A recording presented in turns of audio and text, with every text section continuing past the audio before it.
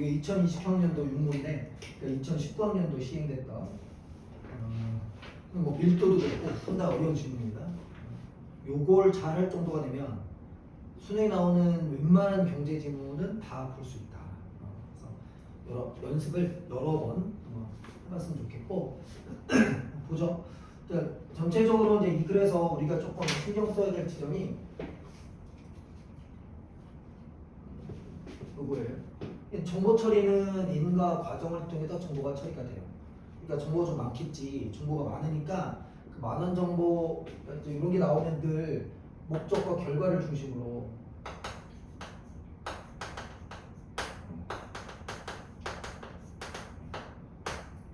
정보를 처리할 수 있어야 되겠고 정보를 압축시키는 거예요. 그리고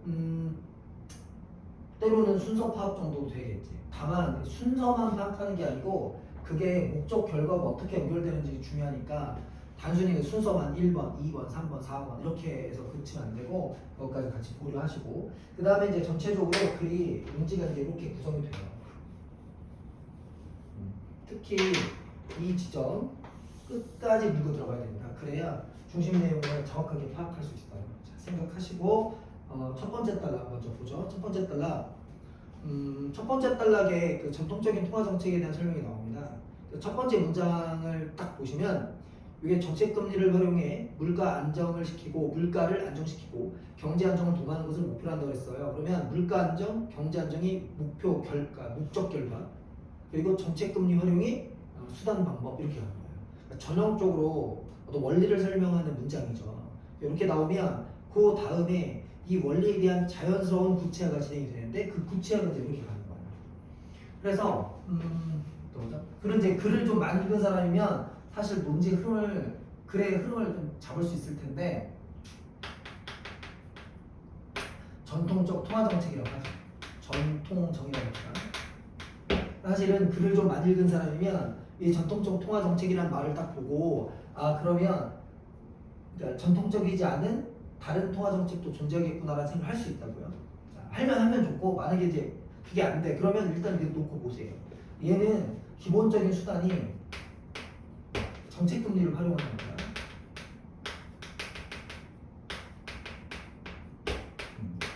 얘를 통해서 목표인 물가 안정과 경제 안정으로 가는 건데 그러면 이걸 쓴다는 얘기는 이게 이제 해결 방안이니까 이걸 쓴다는 얘기는 뭐가 깔려 있다는 걸 전제로 하는 거예요? 문제점이 깔려 있다는 걸 전제로 하는 거죠. 이게 문제점을 두 가지로 보는 거예요. 첫 번째는 그래서 본문에서는 그걸 과열기라고 표현합니다. 경기가 과열됐다는 얘기는 물가도 상승되고 경제도 지금 안정적이지 못하다는 얘기잖아요. 과열이라고 하는 문제점이 주어졌어요. 그럼 이 문제점이 나왔으니까 이 문제점을 이 해결로 어떻게 결과, 목적인 경제 안정 또는 그쪽으로 갈 거냐라고 하는 거잖아요. 그래서 과열기에 그 다음에 뭐를 조절한다고요? 정책금리를 조절한다고요. 그게 나와 있는 겁니다. 정책금리 인상을 통해서 정금이라고 합시다. 정금을 인상시킵니다. 이게 정책금리 조절이에요. 그러면 얘에 따른 결과가 나오죠. 그럼 정책금리가 그 인상이 되면 시장금리도 높아지면서 시장금리가 높아집니다. 그러니까 정책금리라고 하는 건 일종의 정부의 가이드라인이에요. 정부의 가이드라인 금리가 되는 정책금리를 높여요. 그럼 당연히 그게 가이드라인이기 때문에 그것에 영향을 받는 시장금리도 당연히 조정될 수밖에 없어요. 시장금리 당연히 높아지는 거죠. 그러니까 그 다음에 나오는 결과 그 결과 시장금리가 높아지니까 가계와 기업에 대한 대출 감소 그래서 대출 감소입니다. 너무 당연한 얘기인데 만약에 이게 납득이 안 되면 이 지점에서 조금 생각하고 가는 것도 괜찮아요. 금리가 높아져요. 금리가 높아진다는 얘기는 내가 돈을 빌릴 때 물론 돈을 맡길 때는 높은 이자를 받지만 돈을 빌릴 때 내가 더 많은 비용을 내야 되는 겁니다. 이자가 많아진다는 건 내가 돈을 빌리고 나서 매월 갚아야 되는 돈이 많아진다는 거잖아요. 그러니까 사람들이 부담이 되겠어요? 안 되겠어요? 되겠죠. 그게 대출이 감소되는 거예요. 대출이 감소되니까 그것의 결과로 신용 공급이 축소되고 신용 공급이 축소되는 건 수요가 떨어지는 걸로 연결된다는 겁니다. 그러면 대출을 줄인다는 건 뭐하고 똑같은 개념이냐면 신용 공급이 축소되는 것과 똑같다는 거죠.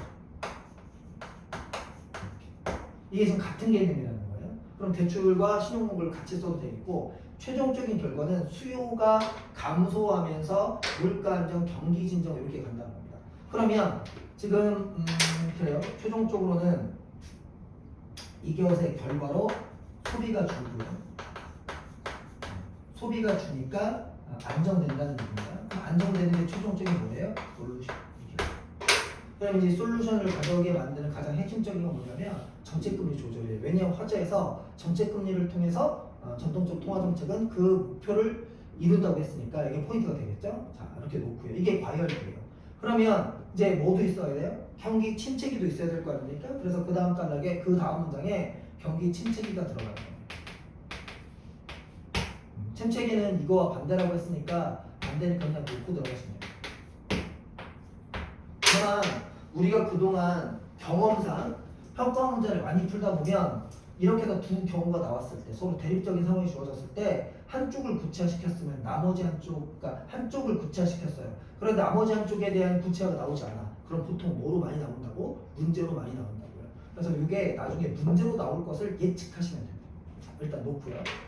다음 단락 가시죠. 그 다음 단락에 보니까 첫 번째 문장에 금융을 통화정책의 전달 경로로만 바라보는 전통적인 경제학에서는 잠깐만요. 지금 전통적인 통화정책을 얘기했어요. 전통적인 통화정책을 얘기하고 얘의 구체적인 수단, 방법, 원리를 설명하고 나서 그 다음 단락 첫 문장에서 전통적인 경제학으로 말한 다음에 금융감독 정책이라고 하는 또 하나의 정책을 얘기했고 개별 금융회사의 건전성 확보를 통해 금융 안정을 달성하고자 하는 미시 건설적 정책에 집중해야 한다고 보았다. 여기까지 잠깐 끊어보시면 그러면 얘 일종의 이제 대응 개념으로 뭐가 나왔냐면 금융감독 정책이 나왔습니다.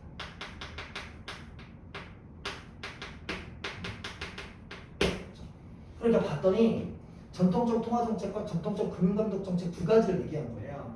그런데 이렇게 나오면 얘의 뭐가 필요한 거예요? 상위 개념이 필요한 겁니다. 네. 바로 그 상위 개념이 방금 전에 읽었던 문장의 전통적 경제학이에요. 아, 그럼 여기까지는 전통적 경제학의 입장을 얘기하는 거구나 라고 생각하시면 되죠.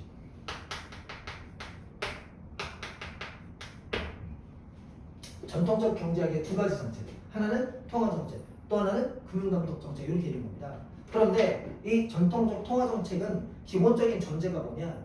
금융을 통화 정책의 전달 경로라고 하는데요. 그럼 그 얘기는 무슨 얘기냐면 금융이 이 관점에서는 특별히 영향을 하는 게 있다고 보는 겁니까? 없다고 보는 겁니까? 없다고 보는 거죠. 그러다 보니까 금융감독 정책은 개별 금융회사의 건전성 확보를 통해 그럼 얘가 수단 방법 절차예요. 금융안정을 달성하고자 하는 이죠. 그럼 금융안정 달성이 뭐가 되는 겁니까? 목표, 목적 이렇게 하는 거죠. 마치 뭐하고 비슷하냐면 정책금리를 조절해서 원하는 바를 이루는 것과 똑같은 거예요. 그러면 전통적 금융감독 정책은 기본적으로 얘는 정책금리를 조절하는 거니까 그럼 여기서는 뭐라는 거냐? 개별 금융회사에 뭐를 확보하는 거다? 건전성을 확보하는 거다. 그러면 그거네요. 개별 금융회사의 개금이라고 합시다. 의 건전성을 확보합니다.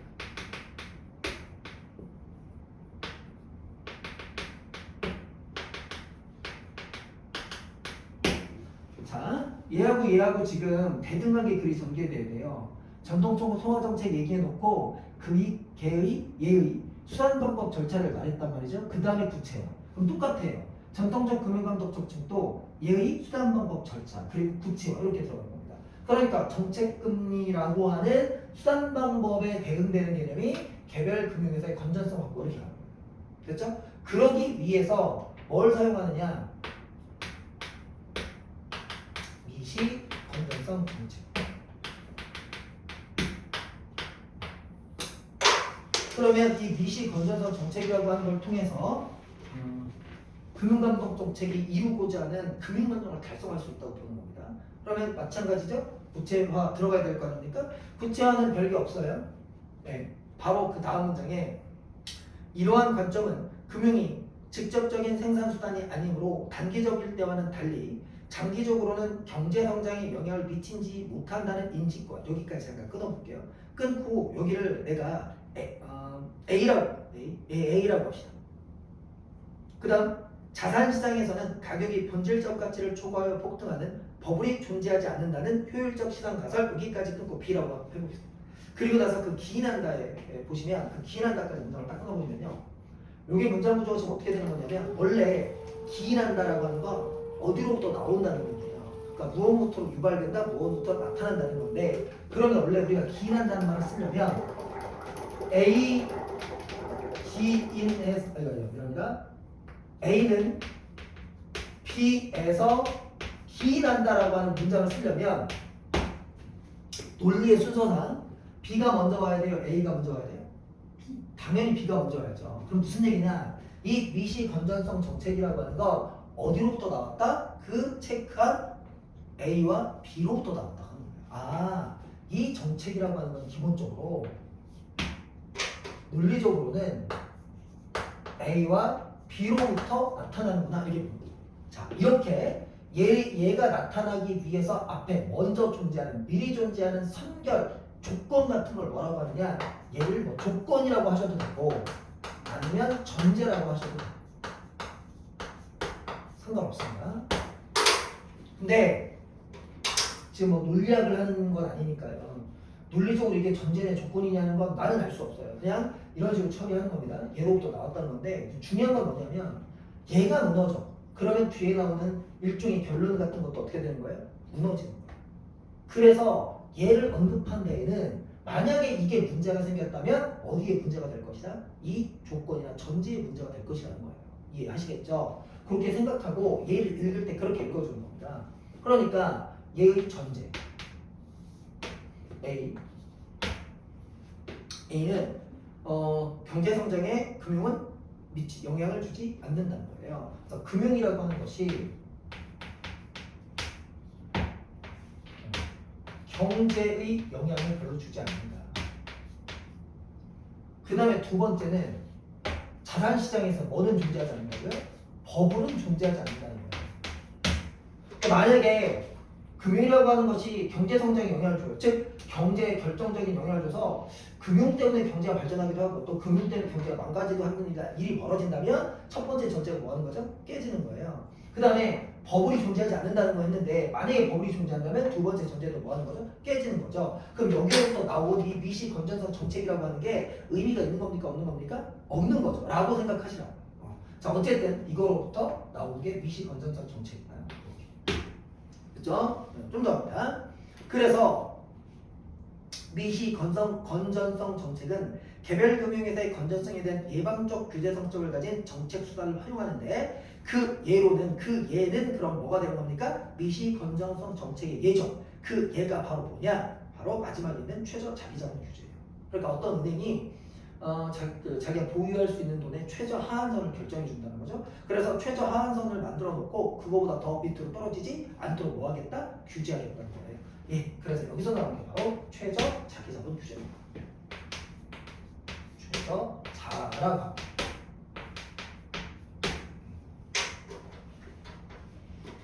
그렇죠. 그러니까 이를테면 이런 거죠. 어떤 집에 혹시 특별한 일이 생길 수도 있잖아요. 예를 들어서 뭐 직장에서 잘린다든가 이러면 집에 비상 상황이 벌어지는 거지. 그럴 때를 대비해서 그 집에는 항상 뭐가 유지돼야 된다? 일정한 비상금 유지돼야 된다. 비상금을 최소 자기자본 규제로 생각하셔야 돼요. 다른 거 다 써도 스테이크 먹고 싶어도 비상금을 남겨놓고 먹는다. 그러니까 스테이크 대신에 냉동 삼겹살 뭐 이런 거 먹어야겠죠. 돈 좀 있다고 스테이크 다 먹을 수는 없다는 거예요. 잘못하면 폭삭 망할 수 있습니다. 그때 남겨두는 마지막 마지노선이 뭐라고 하느냐 이게 최저 자기자본 규제라고 생각하시면 됩니다. 아 이런 거구나. 일단 여기까지가 전통적 경제학입니다. 그러면 이런 것들을 통해서 통화정책을 통해서는 경제 안정, 그 다음에 금융감독 정책을 통해서는 은행의 안정 이렇게 하면 요 두 가지를 갖고 전통적 경제학은 뭐 이제 경제를 쭉 본다는 얘기입니다. 이렇게 놓고요. 그 다음 단락 가죠. 그 다음 단락. 이처럼 전통적인 경제학에서는 금융감독 정책을 통한 금융안정. 자, 여기까지 가죠. 맞죠? 금융감독 정책을 통한 금융안정. 그 다음 통화정책을 통해 물가 안정을 달성할 수 있다고 보는 이원적 접근 방식이 지배적인 견해입니다. 여기까지 다 끊으면 얘를 뭐라고 한다고요? 이원적 접근 방식을 한다고요. 왜 이원적이냐면 통화정책은 통화정책대로, 금융감독정책은 금융감독정책대로죠. 그러니까 얘와 얘가 서로 직접적으로 관련이 있어요, 없어요? 없어요. 그래서 이원적으로 접근했다는 거예요. 어떤 경제를 볼 때 두 가지 이 측면을 봤다는 얘기입니다. 그러나 글로벌 금융위기 이후 금융 시스템이 와해되어 경제 불안이 확산되면서 여기까지 딱 끊어보세요. 자, 지금 문제는 뭐죠?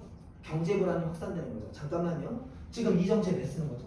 이 정책을 써서 경제를 뭐 하겠다는 겁니까? 안정적으로 유지하겠다는 거라고요. 경제를 안정적으로 유지해야 되는데 지금 경제 불안이 확산됐다는 얘기는 그 목표가 달성됐다는 겁니까? 목표가 달성되지 않았다는 겁니까? 목표가 달성되지 않았죠. 목표가 달성되지 않으면 문제점이란 말이죠. 자, 문제점이 나오면 항상 문제점이 뭐에 주목하는 거다? 원인에 주목하는 거다. 자, 원인이 뭐냐? 금융 시스템 와해. 그죠? 이거 보는 순간 뭔가 이제 딱 떠올라야 됩니다. 보세요. 지금 이렇게 갈 건데 여기에 문제가 발생했습니다. 문제가 지금 경제 불안이라는 말이죠. 근데 그 경제 불안의 원인으로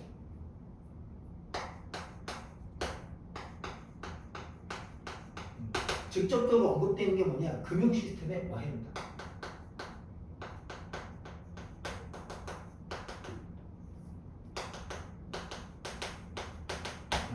그럼 금융 시스템이 와해돼서 뭐가 벌어진 거예요? 문제가 벌어진 거잖아요. 그런데 이걸 딱 보는 순간 우리가 무슨 생각이 드냐면 이상한데? 앞에서는 금융이라고 하는 게 뭐에는 영향을 주지 않는다고 그랬죠?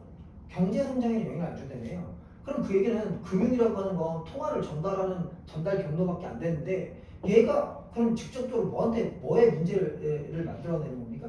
경제 문제를 만들어내네요.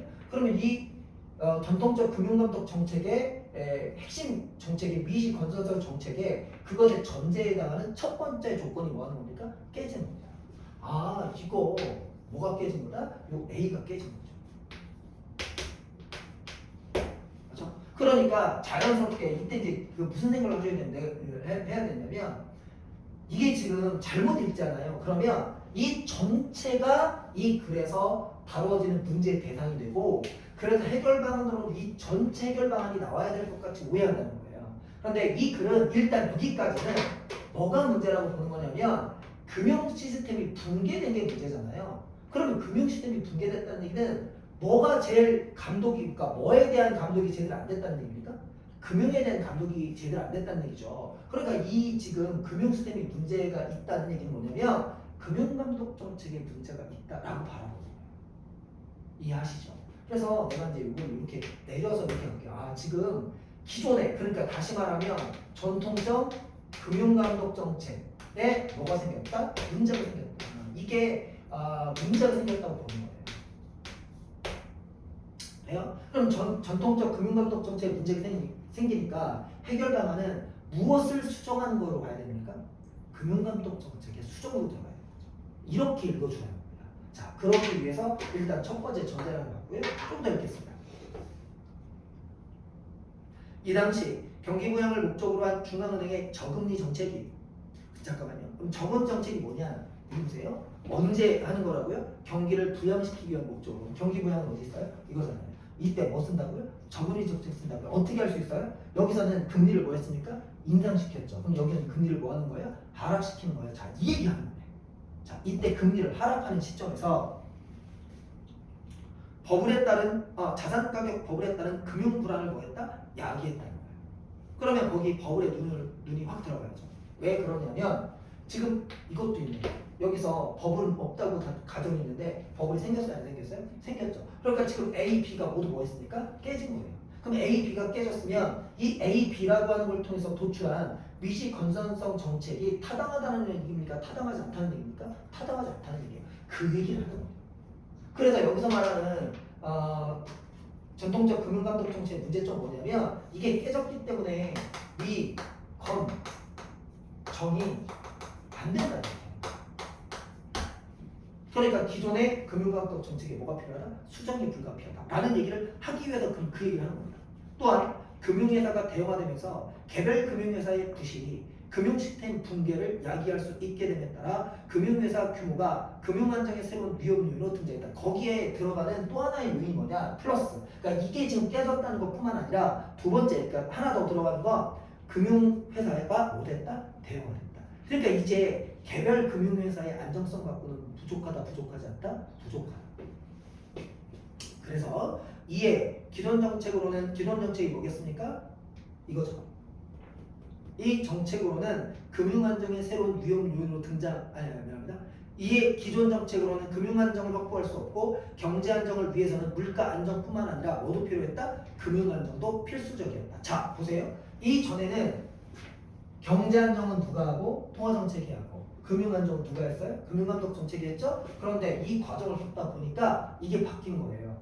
거기 다시 한번 보겠습니다. 물가 안정뿐만 아니라 금융 안정도 필수적이고 미안합니다. 앞에 기존의 정책으로는 금융 안정을 확보할 수도 없고 경제 안정을 위해서는 뭐가 다 필요하다? 물가 안정뿐만 아니라 금융 안정도 필요하다. 그러면 물가 안정을 위한 통화 정책뿐만 아니라 금융 감독 정책도 직접적으로 어디하고 연결돼 있다? 경제 안정과 연결돼 있다. 잠깐. 그러면 여기서는 뭐라고 봤는데? 이원적으로 봤는데 이제 뭐가 아닌 거예요? 이원적인 게 아닌 거예요. 그러니까 이쪽으로 오면 저 이원적인 관점이 이제 낫이원적 관점이 되는 겁니다. 그럼 낫이원적 관점이라는 건 뭐예요? 이론적 관점이 된다는 거예요. 라고 읽어줘야 됩니다. 그래서 여기 이론적 관점. 그러면 이론이라는 얘기는 얘와 얘를 분리하는 게 아니고 어떻게 왔다? 합해서 왔다. 자, 그래서 읽어봅니다. 그 결과 드디어 나왔죠? 미시 건전성 정책에 거시 건전성 정책이 추가된 금융감독 정책과 여기까지 끊어요. 뭐의 변화가 생겼습니까? 금융감독 정책의 변화가 생겼죠. 그래서 내가 이걸 이렇게 할게요.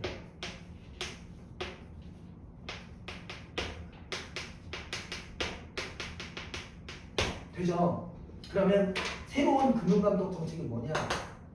일단 뭐는 그대로 쓰고 미시는 그대로 쓰고 플러스 여기에 뭐가 추가가 된다? 거시가 추가된다. 그럼 우리 이 정도는 알잖아요? 얘는 뭐고? 기존의 정책과 공통점. 얘는 뭐예요? 차이점. 그래서 차이점이니까 얘의 포인트 맞추시면 돼요. 그리고 하나 더 들어갑니다.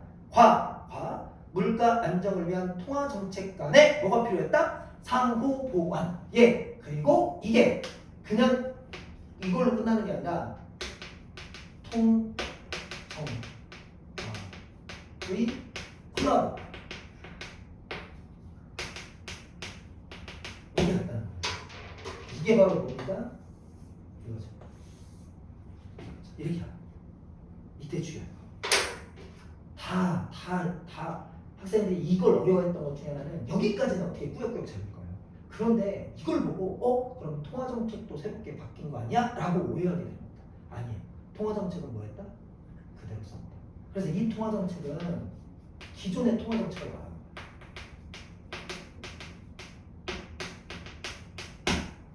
뭐만 바뀐 겁니까? 금융감독 정책만 변화를 주는 거고 관점이 바뀐 거예요. 얘를 운영할 때 이원적으로 운영하는 걸 어떻게 운영했다? 이론적으로 운영했다는 거지 통화정책 자체는 바꿨다 안 바꿨다? 안 바꿨다 이렇게 됩니다.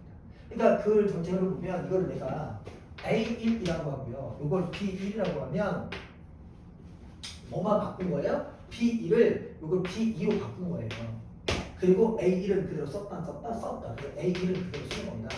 이렇게 가는 거죠. 전체 흐름을 굳이 표현하면 A1, B1에서 A1 그대로 쓰고 B3으로 갔다. B2로 갔다. 라고 하는 거예요. 이렇게 변화줬다는 거예요. 그러니까 흐름을 이렇게 잡아나갈 수 있어요. 이 글이 어려웠던 점은 일단 이걸 잡는 게 쉽지 않았어요. 물론 그 전까지 여러 가지 어려운 개념이 있기 때문에 좀 읽기가 편하진 않았을 텐데 어렵다 보니까 흐름을 못 잡아요. 흐름을 못 잡았을 때 문제가 됩니다. 그리고요, 이게 나중에 뭐하고 연결될 거냐면 뒤에 문제가 연결됩니다. 자, 어떻게 연결되냐 볼게요. 좀 더 가보세요. 그러면 이 다음에 우리 뭐에 포인트 맞춰야 됩니까? 거시죠. 왜냐하면 새롭게 추가된 게 뭐니까? 거시니까. 그래서 거시 건전성이라는 개념이 그 다음 달에 나옵니다. 그래서 그 다음 달로 쭉 읽으시면 돼요. 그래서 거시 내가 자꾸 읽다가 거지 건전성이 거지 건전성. 발음이 좀 왜 이러지? 어제 좀 무리를 했더니 어제 무리를 한 건 아직 야구장하고 놀아가지고 죄송합니다. 학생들 열심히 공부하고 있는데 선생님이 저는 어제 놀아가지고 우리 딸이 야구 찐팬이에요. 우리 딸이 기아 팬입니다. 우리가 그 호남이 고향도 아닌데 아빠의 영향을 받아서 기아 찐팬입니다. 그래서 유니폼도 사고 별의별 거 다 샀어요. 그래서 우리 딸이 야구장 가는 걸 좋아해가지고 지금 어제는 우리가 수원에 갔습니다. 그 멀리까지 응원하러. 그래서 수원 갔다가 어제 밤늦게 왔어요. 다행히 이겨서 너무 기분 좋은데, 그래서 조만간에 지금 이곡동 근처에 고척 야구장도 한번 가려고 준비 중입니다. 그래서 우리 딸이 그 지금 9살짜리 딸이 스트레스를 얼마나 받는지 스트레스를 그 야구장에서 응원하는 걸 풀어요. 그래서 내가 딸 뭐가 이렇게 스트레스 받니? 그랬더니 여러분들하고 똑같습니다. 학업 스트레스. 그래서 무슨 학업 스트레스야? 그랬더니 엄마가 학습지 너무 많이 시켜서. 자, 거시 건전성이란 개별 금융회사 차원이 아니라 금융 시스템 차원의 위기 가능성이 낮아 건전한 상태를 말하고, 그러니까 시스템 자체 안정성을 말하는 거고요.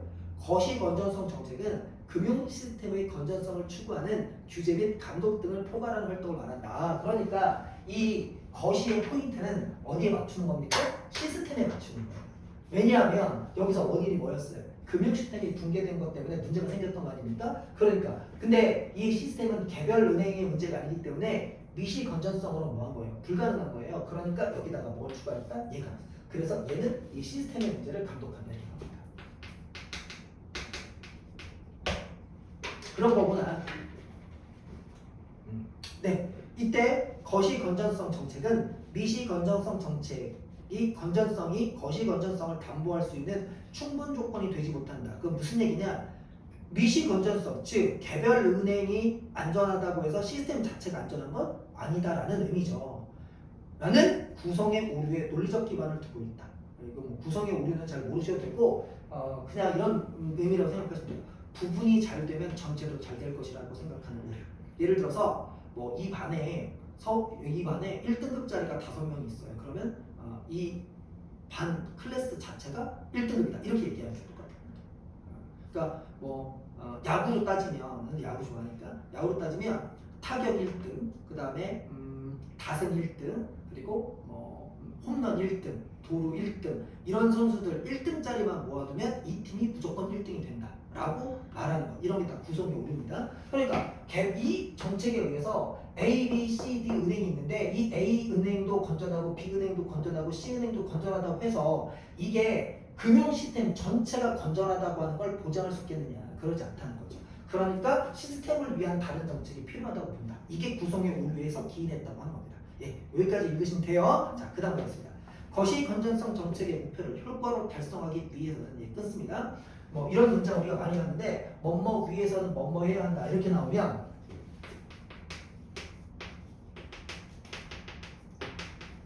이렇게 나오면 글을 우리가 이해 받아들일 때는 뭐 먼저 앞으로 빼는 거라고요? B 먼저 빼는 거라고요. B가 수단 방법 절차, A가 목적 결과 이렇게 가는 거잖아요. 마찬가지예요. 거시 건전성 정책의 목표를 효과적으로 달성하기 위해, 그러면 거시 건전성 정책의 목표가 뭡니까? 시스템 안정, 금융 안정이죠. 그 금융 안정 그리고 경제 안정 이렇게 가는 거잖아요. 위에서는 그러면 뒤에가 수단 방법 절차 혹은 조건 이렇게 나올 거라고요. 경기 변동과 금융 시스템 위험 요인 간의 상관관계를 감안한 정책 수단의 도입이 필요하다. 이게 이 수단이 도입되어야 거시 건전성 정책의 목표를 손쉽게 달성할 수 있다는 얘기입니다. 그럼 이게 뭐냐? 금융 시스템 위험 요인은 경기 수능성을 가진다. 즉 경기가 호황일 때는 금융회사들이 대출을 늘려 신용 공급을 팽창시킴에 따라 자산 가격이 급등하고 이는 다시 경기를 더 과열시키는 반면, 불황일 때는 그 반대 상황이 일어난다. 여기까지 끊습니다. 굉장히 길죠. 정보도 많지. 자, 이럴 때에는 뭐 하는 게 좋냐면 정리하고 하는 게 좋아요. 그러니까 우리가 이제 정리하라고 하면 이제 뭐 그런 얘기들 많이 한다고요. 선생님, 이거 현장에서는 못하는 거잖아요. 정리하면서 어떻게 있으니까. 그러면 내가 뭐라고 얘기하냐면 그래, 좋아. 현장에서는 정리하기가 어려우니까 그래, 좀 그럴 수 있을 것 같아. 근데 너 이 지점 그냥 읽으면 이해되니? 아니요. 그러면 너 그냥 읽었는데 이해 안 되는데 어떡할 거야? 글쎄요. 그 방법을 알려주시면 안 될까요? 그럼 제가 뭐라고 하느냐? 꺼져 라고 할 거예요. 그런 건 없어요. 아니 정리해야 될 때 정리하셔야죠. 그리고 복잡하면 정리하는 겁니다. 지금 그 문장 쭉 읽으면 뭔가 읽기는 느끼지만 실제로는 머릿속에 남는 게 없다고요. 그럴 때는 끊어서 그 지점에 속도를 좀 낮추고 그리고 거기에 필요한 정보를 정리하는 게 좋아요. 왜냐면 거기 중요한 지금 정보가 들어갔단 말이죠. 자, 그 지점 다시 읽어보겠습니다. 금융 시스템 위험 요인은 경기 수능성을 가진다 이렇게 돼 있어요. 그러면 금융 시스템의 위험이 경기 수능성을 가진다는 게 뭐냐? 그래서 즉이 나온 겁니다. 그럼 즉은 앞에 있는 문장을 받아서 한 번 더 설명하는 거예요. 됐죠? 근데 우리 앞에서 금융 시스템 위험 요인에 대한 얘기가 하나 나왔는데 혹시 뭔지 기억해요? 그러니까 이런 거 놓치면 안 되는 겁니다. 앞에서 경기의 어려움을 극복하기 위해서 여기서 뭘 쓰냐면 저금리 정책을 쓰죠. 근데 이 저금리 정책이 뭐의 위험성을 가져왔습니까? 이거의 위험성을 가져왔잖아요. 저금리 정책을 쓴 것 때문에 금융 시스템이 뭐 됐다고 했어요? 붕괴됐다고 했잖아요. 그러니까 여기서 말하는 금융 시스템의 위험 요인은 뭐라고 정리하면 돼요? 저금리 정책이라고 하시죠. 그러면 저금리 정책이라고 하는 게 뭐냐? 금리를 낮춰서 뭐를 늘려주는 겁니까? 대출을 늘려주는 거잖아요. 그래서 거기 그 말이 들어가는 겁니다. 그래서 내가 그 지점을 이렇게 할게요. 금융 시스템 요인이라고 하는 건 저금리 정책이다. 근데 저금리 정책이라고 하는 건 경기 수능성을 치는데 그건 경기와 연결된다는 얘기인데 즉 경기가 호황일 때 이렇게 하는 거죠. 경기가 호황입니다. 경기가 좋을 때예요. 근데 경기가 좋을 때인데 뭐 정책을 썼어요? 저금리 정책을 썼죠. 그럼 저금리 정책을 쓰니까 자, 보세요. 원래 저금리 정책을 쓰면 뭐가 늘어납니까? 대출이 늘어나죠. 반대니까. 그래서 거기 그 얘기가 들어간 겁니다. 대출을 늘려 신용 공급을 뭐 했다? 팽창시켰다만 이 얘기구나. 증가 신용 공급 이렇게 그죠? 그러니까 자산 가격이 뭐 했다고요? 급등했다. 자, 근데 우리가 이미 앞에서 봤어요. 자산 가격 급등 이퀄 두 자로 정리하면 뭡니까? 버블이에요. 거기 그랬잖아요. 저금리 정책이 버블을 일으켜서 은행을 뭐 했다? 막아겠다. 이렇게 하는 겁니다. 이렇게 연결해요. 됐어요? 그 다음 반면 불황일 때는 자 불황 들어갑니다.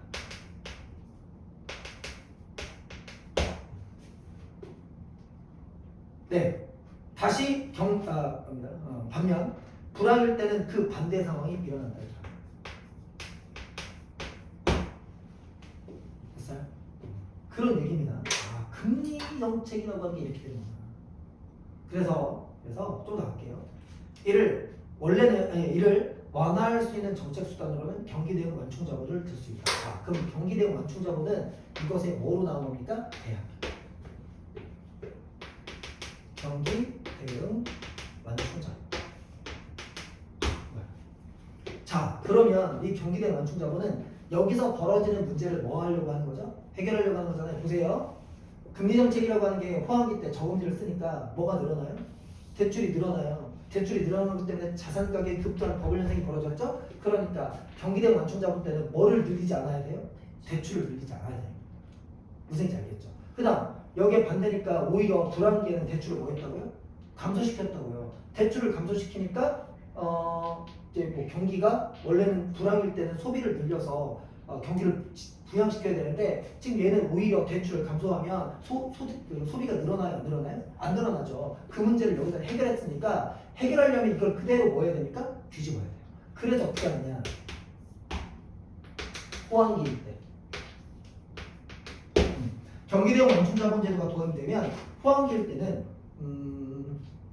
과열기에 금융회사로 하여금 최저자기 자본에 추가적인 뭐를 적립하게 만든다? 완충자본을 쌓도록 하였다. 그렇죠? 보세요. 얘는 기본적으로 원래 미시 건전성 정책으로 뭘 쓰냐면 최저자기 자본을 적립하잖아요. 그런데 여기에 추가해서 뭐를 정립하도록 만들었다? 완충자본을 추가하도록 만들었다. 완자를 추가 정립입니다. 지금 이게 무슨 정책이에요? 금융감독 정책이잖아요. 그 금융감독 정책이라고 하는 거, 그러니까 쓰는데 어떻게 쓰냐면 호황기일 때 사람들이 돈을 더 모아도록 만들어준다. 은행이 돈을 적립하도록 만들어준다. 왜? 대출을 늘리면 문제가 생기니까. 그래서 대출을 추가적인 자본을 적립하게 함으로써 대출을 늘리는 겁니까? 늘리지 않는 겁니까? 대출을 늘리지 않는 정책을 쓰는 겁니다.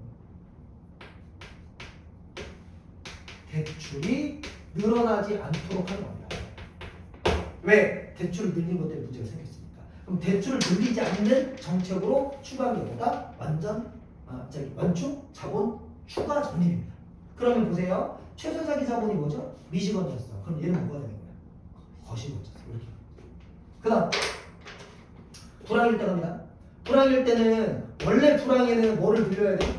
대출을 늘려야죠. 대출을 원래 늘려야 됩니다. 그런데 지금 불황기에 대출을 늘렸어요? 못 늘렸어요? 못 늘렸단 말이죠. 그러니까 이때 대출을 늘리기 위해서 여기서 적립되어 있던 자본을 뭐 하는 겁니까? 대출 재원으로 쓰는 겁니다. 이게 대출. 그러면 대출이 늘어나니까 불황기에 경기를 뭐 할 수 있습니까? 그렇죠. 부양할 수 있는 거예요. 왜? 대출이 늘어나면 무슨 일이 벌어져요? 소비가 늘어나요. 됐죠? 자, 보세요. 대출이 늘어날 것 같으니까 완충 자본을 추가 적립하게 함으로써 대출을 뭐 했어? 줄였죠. 봐요. 호황기 때, 즉 경기가 과열했을 때는 대출을 뭐 했습니까? 줄였죠. 뭐하고 똑같아요? 여기하고 똑같죠. 대출을 줄이면 경기가 뭐 된다? 안정된다. 그 다음 침체일 때는 대출을 뭐 한다고요? 늘린다고요? 늘려서 경기를 부양시킨다고 했죠? 자, 불황기 때 뭐 했다? 대출을 늘려서 소비를 늘려서 경기를 부양시켰다. 이렇게 가는 거예요. 그러면 기본적으로 이 정책은 기존의 통화 정책의 원리를 그대로 쓰는 겁니까? 안 쓰는 겁니까? 그대로 쓰는 거죠. 그래서 얘기하는 거예요. 실수하시면 어떻게 하냐면 그럼 전통적 통화 정책도 다 바꿨구나. 새로운 통화 정책이 나왔구나. 이렇게 착각하게 된다고요. 그 새로운 통화 정책을 다 뭐로 보냐면 경기대응 완충자본이라고 봐요. 아니라고요. 경기대응 완충자본은 새로운 통화 정책이 아니라 기존의 통화 정책을 기반으로 한 새로운 금융감독 정책이다. 이렇게 봐요. 이해하시겠죠? 오케이. 됐어요. 문제 보시죠.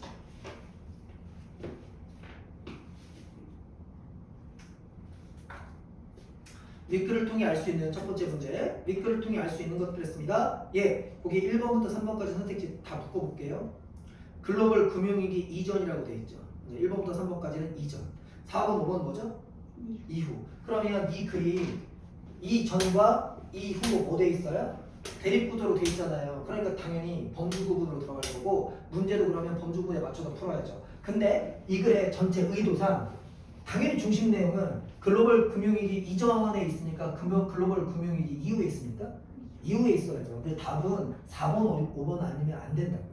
라는 생각으로 선택지를 보시고 4번 선택지를 보시면 글로벌 금융위기 이후에는 정책금리 인하시고 끊어보시고요. 경제 안정을 훼손하는 요인이 될 수 있다고 보았다. 오케이. 그게 뭐예요?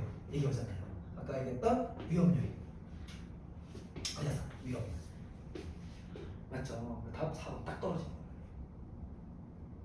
정확한 독해가 정확하고 빠른 정답 확인으로 연결되는 거다.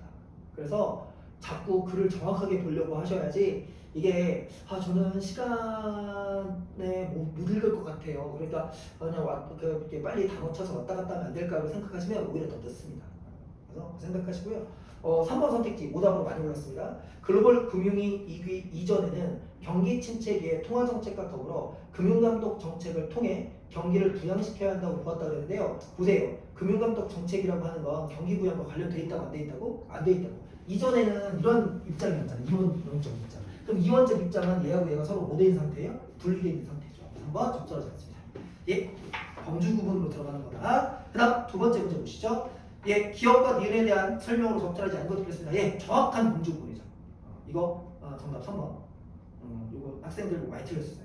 기업 니은을 아무 생각 없이 그냥 무조건 반대라고 하니까 얘는 예방적이라고 했으니까 얘는 예방적인 게 아니지 않을까? 라고 착각하는 거예요. 둘 다 예방적인 겁니다. 둘 다 예방적. 그래서 그러다 보니까 오답으로 4번을 많이 골랐어요. 얘는 기업과 달리 금융 시스템 위험률을 감독하는 정책 수단을 세운다. 아니, 당연한 거잖아요. 왜냐하면 얘의 목적이 시스템 관리 아닙니까? 시스템 관리.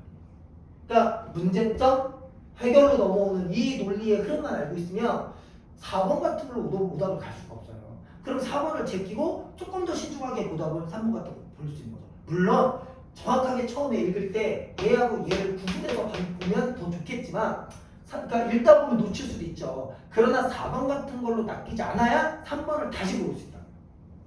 오케이. 알겠습니다. 다음 87. 윗글을 바탕으로 보기에 A, D에 들어갈 말을 바르게 짝짓고 있습니다. 요 문제 풀 때 학생들이 실수 많이 하는 게 뭐냐면 그 무슨 수학이나 뭐처럼 자꾸 집어넣고 넣었다 뺐다를 자꾸 해보는 거예요. 그러면 실수하는 겁니다. 전체를 다 읽고 거기에 맞춰서 내용을 집어넣어야지 A에다가 이거 집어넣고 안 돼? 그럼 이거 집어넣고 안 돼? 이렇게 가니까 실수가 나는 겁니다. 실수하지 않도록 주의하시고 문제를 잘 보세요. 미시 건전성 정책과 거시 건전성 정책 간의 정책 수단 운용에는 입장 차이가 존재한다. 끊어보세요. 그럼 이거 뭐예요? 공통점 차이점인데 특히 차이점일 거 아닙니까? 그러면 결국 얘와 얘 가장 핵심적인 차이가 뭐냐는 거예요. 그렇죠? 얘는 뭐죠? 최저 자기자본. 얘는 뭐예요? 경기 대응 완충자본. 아니 그러면 결국은 이거 물어보는 거예요. 그러니까 문제를 잘 보시면, 그러니까 보기를 잘 보시면 정책 수단 운용에서 입장 차이가 존재한다고요. 그러면 이제 여기다 내가 미시를 한번 해볼게요. 아니 그 미시라고 하는 거 이게 지울까요?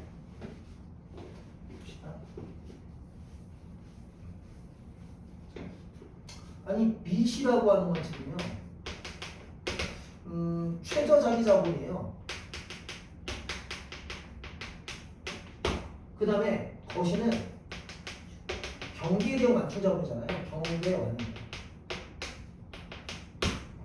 그러면 이거 둘의 차이를 물어본다는 얘기는 결국 이거 물어보는 거 아니에요? 맞죠? 이거잖아요. 호황기 때 뭐하고? 적립하고. 불황기 때 뭐한다? 대출제도를 쓴다.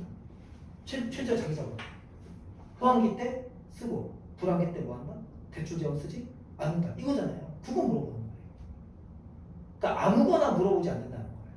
그 다음에 또 하나. 그래서 내가 그 얘기한 거잖아. 지금 이걸 봤더니 본문에서 호황기는 나왔는데 뭐는 안 나왔었죠?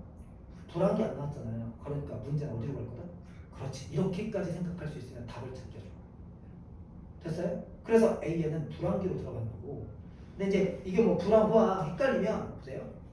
경기가 땡땡일 때 땡땡 건전성 정책에서는 완충자본이잖아요. 완충자본을 보는 순간 B에는 뭐가 들어가야죠? 거시 건전성이죠. 를 뭐 하도록 하고 뭐 건전성이죠. 미시죠?는 최소 수준 이상의 자기 자본을 뭐 하라고 돼 있어요? 유지하라고 했죠. 그럼 유지에다 대출하세요. 그럼 유지한다는 건 이거 불황기라는 겁니까? 아니면 호황기라는 겁니까? 불황기죠. 불황기일 때 뭐 하는 거니까? 유지하는 거니까. 그러면 유지. 근데 완충자본은 이 불황기일 때 유지입니까? 쓰는 겁니까? 쓰는 거죠. 왜? 대출 재원이 필요하니까. 그래서 답 1번 이렇게. 됐어요? 아까 이제 부연 설명하면 이런 얘기 뭐냐면 미시 건전성 정책에서예요. 그러면 미시 건전성 정책은 최저 자기 자본을 유지해야죠. 그 전에 돈을 뭐 했어요? 다 쓴 거예요. 최저 자기 자본을 제외한 돈은 다 써버린 거예요. 대출 재원. 그러니까 정작 대출이 필요한 시점이 됐을 때 최저 자기 자본까지 무너뜨리면서 대출할 수 있어요? 없어요? 없어요. 그러면 대출을 못 해주니까 경기가 나빠졌을 때 그 경기를 부양할 수 있을까요? 없을까요? 없어요. 경기를 부양할 수 없으면 어떤 일이 벌어지느냐? 자, 우리 이런 거잖아요.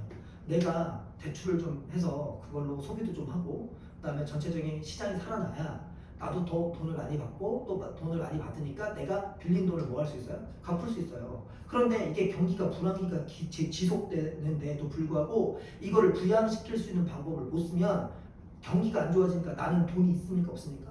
내 소득이 없잖아요. 그럼 내 소득이 없으면 내가 빌린 돈을 갚을 수 있습니까? 없습니까? 없어요. 그게 뭐예요? 은행 부실이에요. 그래서 그러니까 미시 건전성만 갖고는 은행의 부실 자체를 근본적으로 감당할 수가 없어요. 되죠 이거. 이게 대표적인 게 버블이에요. 뭐냐면 아니 경기는 안 좋은데 부동산 가격이 너무 높아요.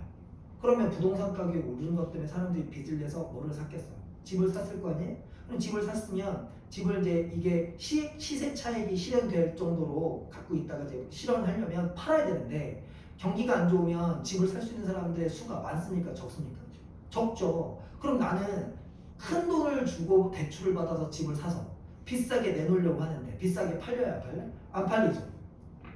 그러면 조금 낮춰서 팔 건데 이게 낮출 수가 없는 게 이미 내가 뭘 많이 받았어. 대출을 너무 많이 받은 거예요. 그러니까 집값을 낮춰서 팔 수가 없죠. 그러니까 나는 이거를 비싸게 그냥 내놓는 거예요. 팔려야 팔려요. 근데 뭐가 돌아와요? 대출을 갚아야 되는 게 돌아오잖아요. 그럼 갚을 수 있어요? 없어요? 없죠. 그건 뭐예요? 파산. 나만 파산하는 게 아니에요. 누구도 파산해요. 은행도 같이 파산하는 거예요. 그러니까 은행 부실. 이게 그 유명한 글로벌 금융위기예요. 2008년에 미국에 벌어진 얘기하는 거. 그래서 그때부터 바꾼 거예요. 되죠? 오케이.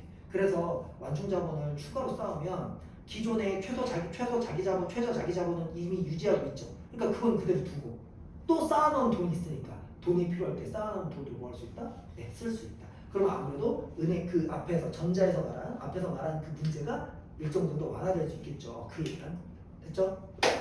마지막 문제 가시죠. 88번. 그래서 내가 이제 이 문제를 이런 식으로 설명하고 싶어요. 일단 첫 번째, 현실에서의 통화정책의 효과는 경기에 대해 비대칭적인 것으로 알려져 있다. 끊어보세요. 지금 보기에서 뭐의 효과를 들었죠? 통화정책의 효과를 들었어요.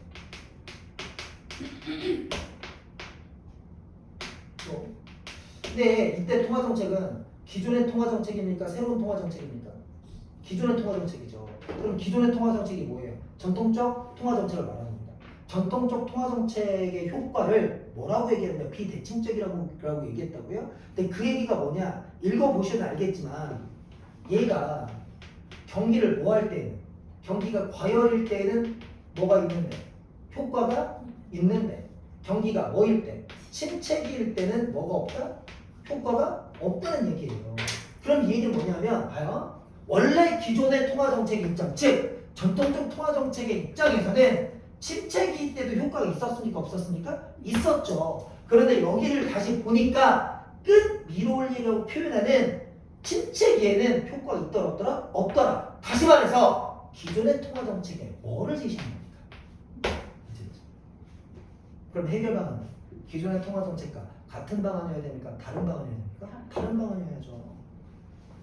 그리고 언제 때? 과열기일 때예요? 침체기일 때예요? 그렇죠. 과열기일 때는 효과가 있으니까 기존 거 그대로 써도 된다고요. 문제는 언제라고요? 침체기일 때. 따라서 침체기일 때는 기존의 정책을 쓰면 된다는 데다? 안 된다. 선택지 3번 보겠습니다. 끈 밀올리기가 있을 경우 끊어보세요. 끈 밀올리기가 있다는 얘기는 침체기를 말하는 거죠. 침체기에 경기 침체기의 금융 안정을 달성하려면 끊고요. 경기대응 완충자본제도를 도입하게 필요하겠군이라고 되어 있죠. 경기대응 완충자본제도에 밑줄에 보세요. 그럼 이거 기존의 통화정책과 관련되어 있는 정책입니까? 아니면 새로운 통화정책과 관련된 정책입니까? 그렇죠.